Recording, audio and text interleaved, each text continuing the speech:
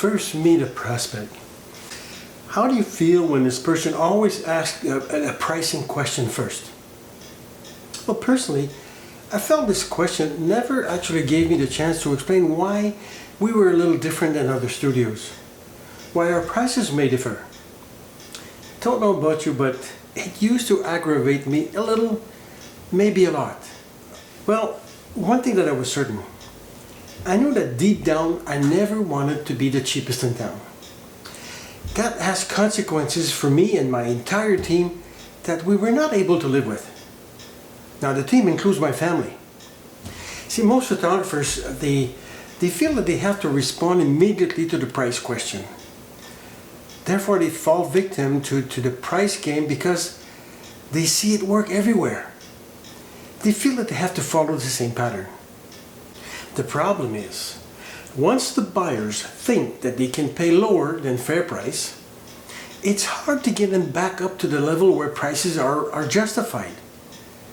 So who's guilty of that? Why even go there? See, the pricing game may work when you're selling products of similar kind. But there is a big difference in the service industry, and photography is exactly in the service industry.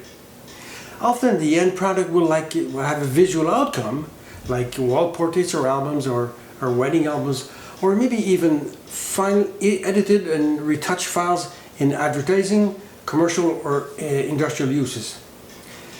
But could there be another way to show value other than playing the pricing game? Because nobody really wins there unless your name is Walmart. How would you like to remove yourself from the pricing game? How would you like to learn a word that will consistently increase your chances of landing a new client? And not only you will learn it, you'll learn how to use it forever.